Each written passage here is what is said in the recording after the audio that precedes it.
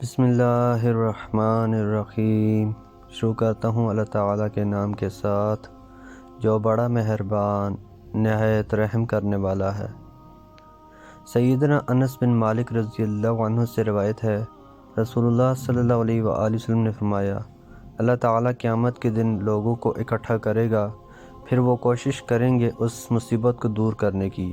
یا ان کے دل میں اللہ اس کا فکر ڈالے گا۔ وہ کہیں گے، اگر ہم کسی کی سفارش کروائیں اپنے مالک کے پاس یہاں سے آرام پانے کو بہتر ہے، اور آئیں گے آدم علیہ السلام کے پاس اور کہیں گے، تم سب آدمیوں کے باپ ہو، اللہ تعالیٰ نے تم کو اپنے ہاتھ سے بنایا اور اپنی پیدا کی ہوئی روح تم میں پھونکی، اور فرشتوں کو حکم کیا تو انہوں نے تم کو سجدہ کیا، تو تم آج ہم لوگوں کی سفارش کرو اللہ تعالیٰ کے پاس، وہ آرام دے ہم کو اس جگہ کی تکلیف سے۔ وہ کہیں گے، میں اس لائق نہیں، اور اپنے گناہ کو یاد کر کے اللہ تعالیٰ سے شرمائیں گے، لیکن تم جاؤ نوح علیہ السلام کے پاس، وہ پہلے پیغمبر ہیں جن کو بھیجا اللہ تعالیٰ نے۔ وہ آئیں گے نوح علیہ السلام کے پاس تو نوح علیہ السلام کہیں گے، میں اس لائق نہیں، اور اپنی خطا کو جو دنیا میں ان سے ہوئی تھی یاد کریں گے اور شرمائیں گے اپنے پروردگار سے،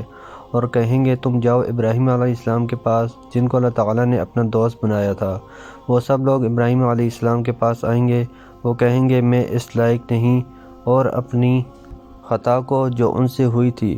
یاد کر کے اللہ سے شرمائیں گے، لیکن تم جاؤ موسیٰ علیہ السلام کے پاس جن سے اللہ تعالیٰ نے بات کی اور ان کو تورات شریف عنایت کی۔ وہ سب موسیٰ علیہ السلام کے پاس آئیں گے، وہ کہیں گے، میں اس لائق نہیں، وہ اپنی خطا کو جو ان سے ہوئی تھی یاد کر کے اللہ تعالیٰ سے شرمائیں گے، لیکن تم جاؤ عیسیٰ علیہ السلام کے پاس جو اللہ کی روح ہیں اور اس کے حکم سے پیدا ہوئے ہیں۔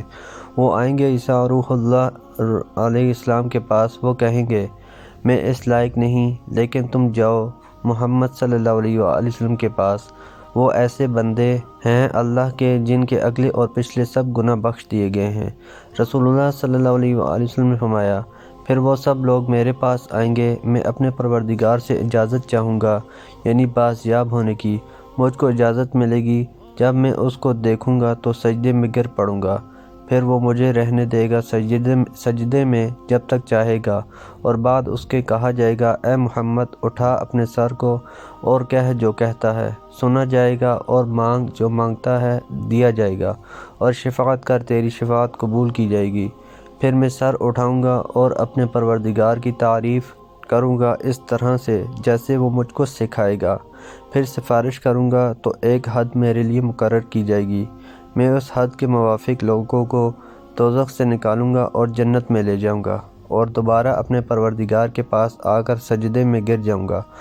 وہ مجھے رہنے دے گا سجدے میں جب تک اس کو منظور ہوگا، پھر حکم ہوگا، اے محمد اپنے سر کو اٹھاؤ اور کہو، سنا جائے گا، مانگو دیا جائے گا، سفارش کرو قبول کی جائے گی۔ میں اپنے سر کو اٹھاؤں گا اور اپنے مالک کی تعریف کروں گا جس طرح وہ مجھ کو سکھائے گا، پھر سفارش کروں گا تو ایک حد باندھی جائے گی،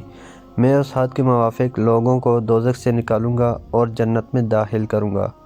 راوی نے کہا، مجھے یاد نہیں آپ نے تیسری بار یا چوتھی بار میں فرمایا، میں کہوں گا، اے مالک میرے، اب تو کوئی دوزخ میں نہیں رہا مگر وہ جو قرآن کے بموجب ہمیشہ دوزخ میں رہنے کے لائق ہیں۔ سیدنا قتادہ رضی اللہ عنہ نے کہا، یعنی جس کا ہمیشہ رہنا وہاں ضروری ہے۔ عبداللہ بن مسعود رضی اللہ عنہ کہتے ہیں کہ جنوں کا ایک وفد رسول اللہ صلی اللہ علیہ وآلہ وسلم کی خدمت میں حاضر ہوا اور اس نے عرض کیا، آپ اپنی امت کو ہڈی، لید یعنی گوبر اور مینگنی اور کوئلے سے استنجا کرنے سے منع فرما دیجیے، کیونکہ ان میں اللہ تعالیٰ نے ہمارے لیے روزی بنائی ہے۔ تو آپ صلی اللہ علیہ وآلہ وسلم نے اس سے منع فرما دیا۔ شریح کہتے ہیں کہ میں نے ام المؤمنین عائشہ رضی اللہ عنہا سے پوچھا، رسول اللہ صلی اللہ علیہ وآلہ وسلم جب اپنے گھر میں داخل ہوتے تو کس چیز سے ابتدا فرماتے؟ فرمایا، مسواک سے۔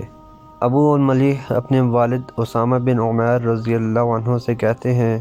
کہ رسول اللہ صلی اللہ علیہ وآلہ وسلم نے فرمایا، اللہ تعالیٰ چوری کے مال سے کوئی صدقہ قبول نہیں کرتا، اور نہ ہی بغیر وضو کے کوئی نماز۔ حضرت ابو ہریرہ رضی اللہ عنہ کہتے ہیں کہ رسول اللہ صلی اللہ علیہ وآلہ وسلم نے فرمایا، تم میں سے جب کوئی شخص بے وضو ہو تو اللہ تعالیٰ اس کی نماز کو اس وقت تک قبول نہیں کرتا جب تک کہ وہ وضو نہ کر لے۔ محترم دوستو، اللہ تعالیٰ سے دعا ہے اللہ تعالیٰ ہمیں نا حدیث پر عمل کرنے کی توفیق عطا فرمائے۔ اللہ تعالیٰ ہمیں دونوں جہانوں میں کامیابیاں عطا فرمائے، آمین یا رب العالمین۔ ویڈیو کو ثواب کی نیت سے زیادہ شیئر کریں۔ جزاکم اللہ خیرا کثیرا، والسلام علیکم ورحمۃ اللہ وبرکاتہ۔